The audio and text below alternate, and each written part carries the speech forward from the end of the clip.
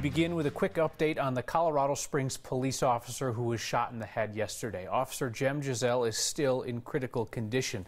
His parents have flown into town from out of state to be at his side. The community will gather tonight at 7:45 outside of his hospital in a show of support. The man accused of shooting him during a confrontation yesterday is also still in the hospital. Gary Black strongly supported law enforcement officers.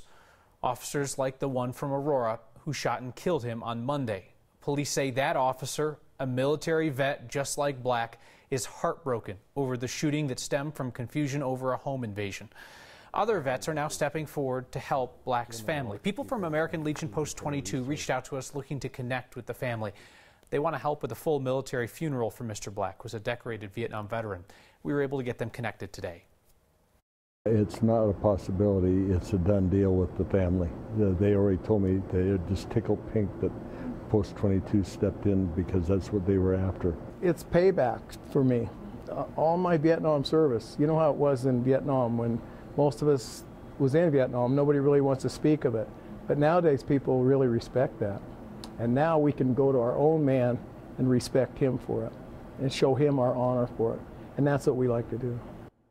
We will keep you apprised of the arrangements. Aurora police told us yesterday that during the confrontation at the Black home, that Mr. Black never showed any signs that he heard the repeated commands from officers who told him to drop his gun. They thought that he might be the intruder.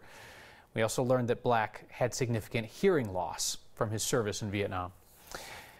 You were so excited about getting preseason football back yesterday, you forgot what that means. It means fall's around the corner, which means an election, which means a coming barrage of political ads. Our Marshall Zellinger found something fishy about two ads that are praising Republican Congressman Mike Coffman. My slide into addiction started 5 years ago. There is no doubt you have seen this ad giving kudos to Colorado Republican Congressman Mike Coffman. I've been clean for almost 2 years. I mean, it aired 12 times on 9 News yesterday. It's paid for by American Action Network. I'm really grateful Congressman Coffman is helping pass bipartisan solutions to save lives.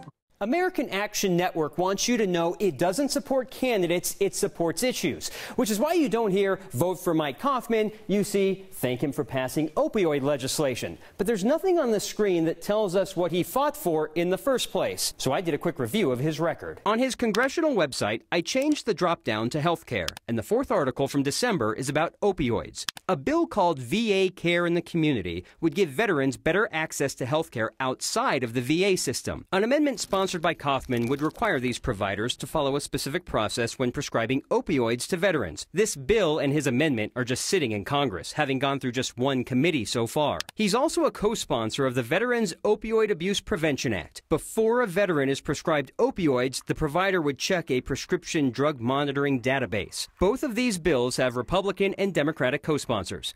Now back to this ad. If it matters to you, Lily Stroop isn't even from Colorado. She's from Virginia. And also, she made an identical version of this ad for a congressman in Ohio. I'm really grateful Congressman Shabbat is helping pass bipartisan solutions to save lives. The same is true of this American Action Network ad that ran earlier this summer. Mike Coffman is working with Republicans and Democrats to make a difference. Kelly Coker is from Ohio and made multiple versions of this ad. Call Congressman Coffman. Call Congressman Katko. Call Congressman Fitzpatrick. And if you go to the American Action Network website, they're not even hiding it. They posted the scripts to these ads, which leave a blank for Member of Congress instead of a specific name. That group is targeting 28 congressional districts, 25 of them Republican, including Mike Coffman.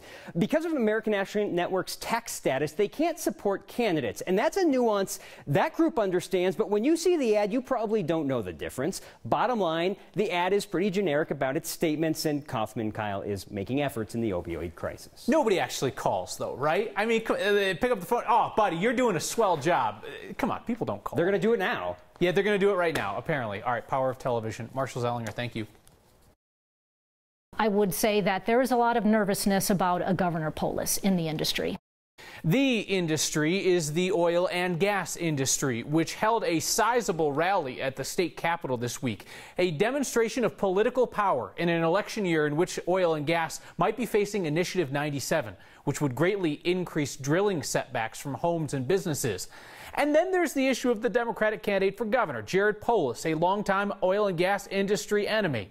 although he's softened his tone in recent years. I asked Kathleen Skama, head of the Western Energy Alliance, if she believes the new polis. I think he's trying to run for governor in a practical state.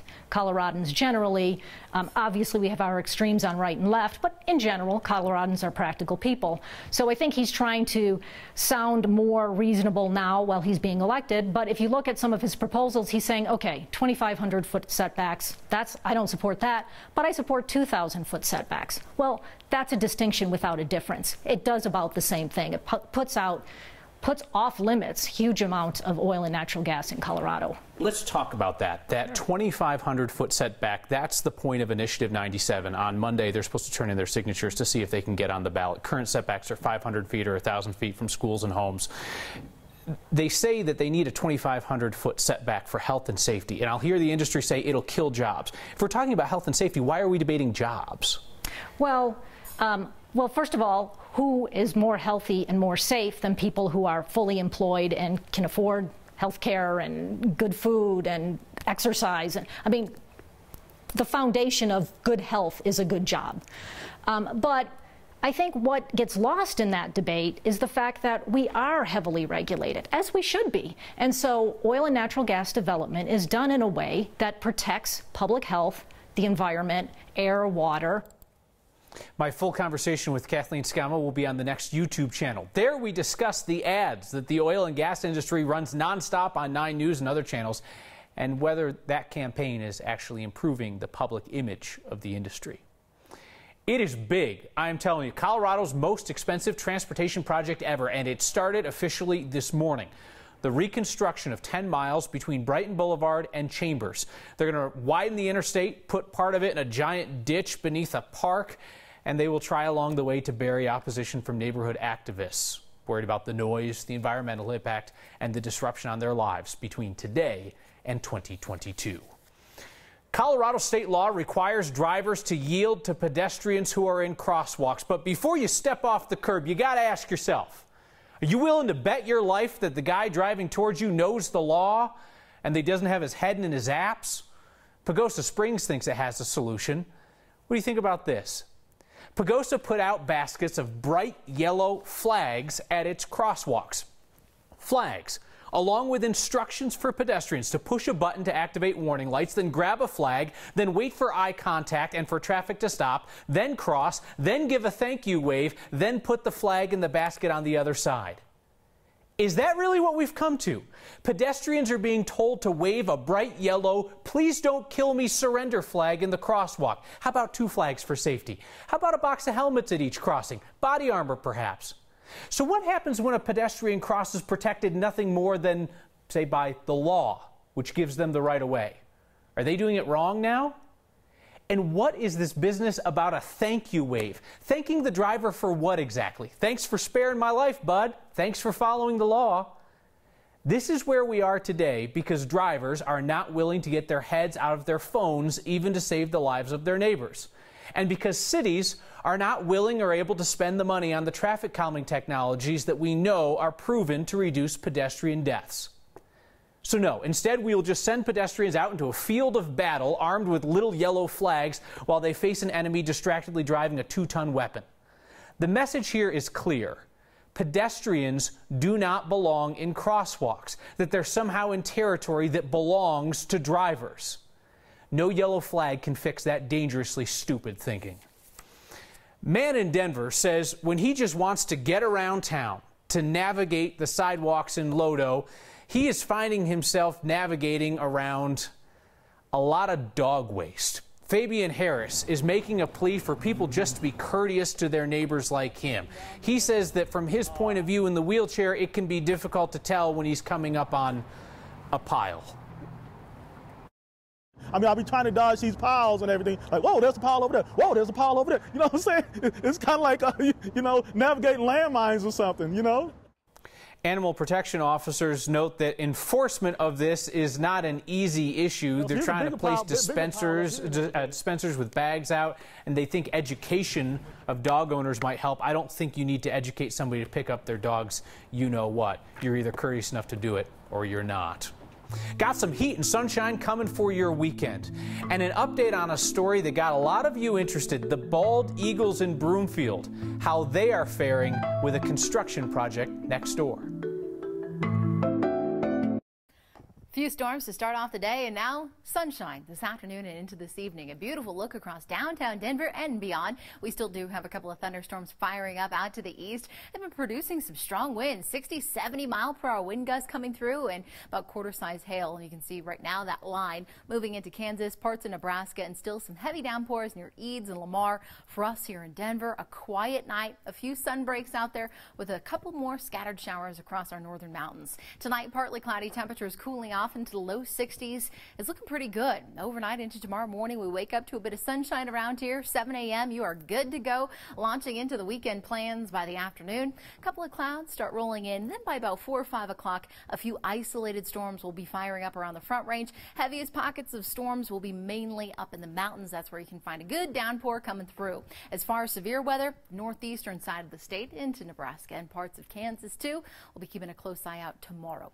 Temperatures on the move. 92 tomorrow. It's going to be a hot one after today. It was so cool and refreshing, and now that summer sizzle is back. We're into the mid to upper 90s along the eastern plains. Refreshing in Winter Park at 75, close to 80 in Vail, and 90s out to the west. We'll stay in the 90s on Sunday. A couple of isolated evening storms possible, and then back into the 80s early next week. A few more thunderstorms out there, and then we finally start to dry things out by the tail end of next week. Kyle?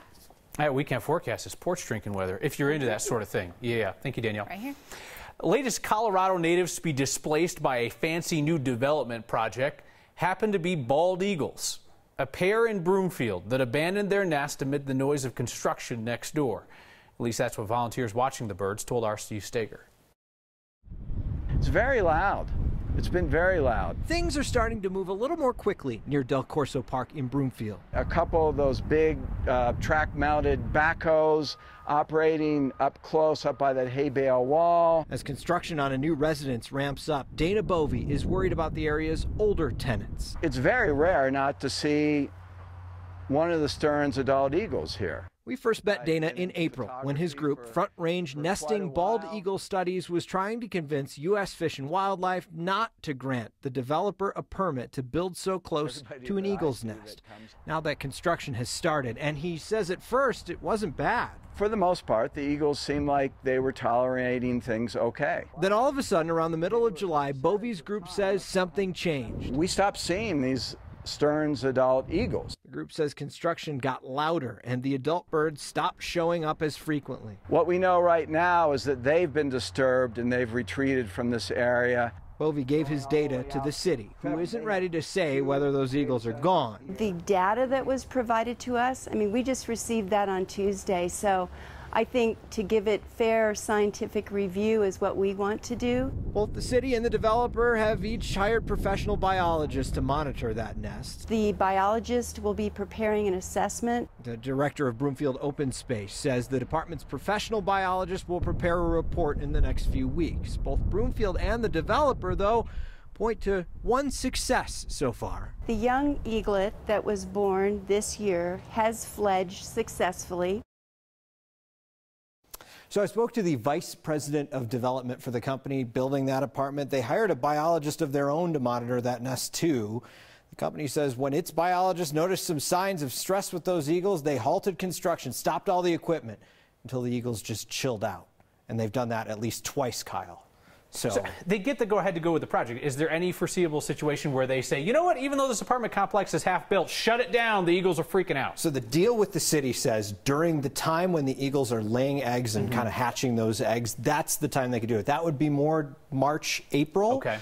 So I asked the developer today if they would think about even doing something like that. They said they'd have to work with the city. But again, their biologist says everything seems okay. Interesting. All right, Steve Steger, thank you. After a rock climbing accident left a man with a spinal cord injury, his road to rehabilitation led him into a whole new line of work. That's next. You got to imagine a lot of people finish grueling rehabilitation and never want to look back. Our Byron Reed introduces us to a man who didn't just look back, he went back to Craig Hospital. Growing up in a small town in Texas, Population 1,400, not a whole lot there. Christopher Luna always had a sense for adventure. Just wanted to explore the world and see different things and learn different things. So he went to college and decided to spend a summer in Colorado when the unthinkable happened. I was right outside of Colorado Springs. I was backpacking, hiking, kayaking, rock climbing.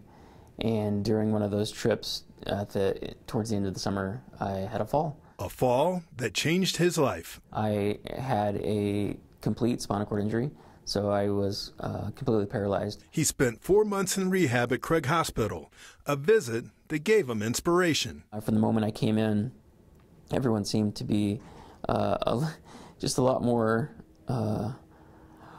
welcoming and kind, and they wanted to focus on my complete and full rehabilitation. An experience that sent him on a new adventure. I worked with some of the poorest people on the planet. Working with nonprofits, helping others with the same struggle. Either had the same type of spinal cord injury as me or a brain injury.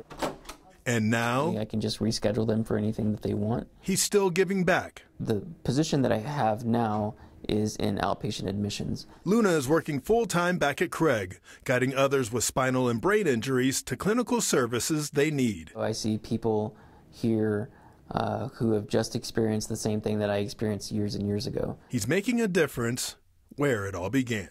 Being an example to patients of what is possible. For Next, I'm famous. I'm Byron Reed.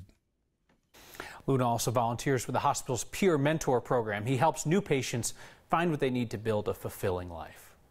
Can I say I love you people? We start telling folks that's not how you Colorado, and now you guys are sending in your own narrated reports. This one from Eric Becker, who was dirt biking in Sargent's with his girlfriend Kelly Yeager. Check it out, folks. Beautiful meadows, beautiful views, fire ban in fact. So we're gonna leave our trash behind. Not how we Colorado people, but it gets better. We go over here and we zoom in and you'll find the local porta-john in the forest. No proper hole in sight, feces on top of grass. Left behind, no humans around. Not how we Colorado once again. But a very beautiful meadow. Thank you. We're going to make Eric our chief That's Not How You Colorado correspondent.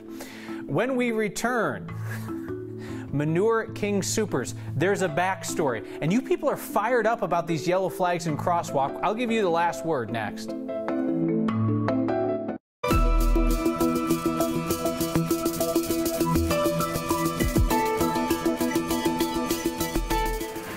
It's a sign that says fresh food, low prices, and nothing says fresh food like a big old bag of sheep manure. Ron Doyle spotted this steaming deal at the King Soopers at Leetsdale and Glendale. I suppose, though, technically speaking, manure is fresh food just for flowers, right? Send us the signs you see. Email next@9news.com or use the hashtag HeyNext.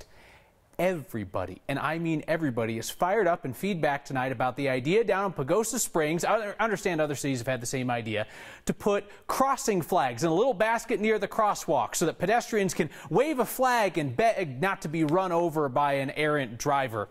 Jackie says, you came out of your seat on this report, and I loved it. I hope we don't see that asinine solution in Denver. Just wait for it, Jackie. Bill from Castle Rock disagrees. He says, Kyle, you need to back off Pagosa. It is one more way of keeping me alive when I cross. What matter does it make if my tombstone says I had the right of way? That's a fine point, Bill. And with that, cross safely, people, because I want to see you next time.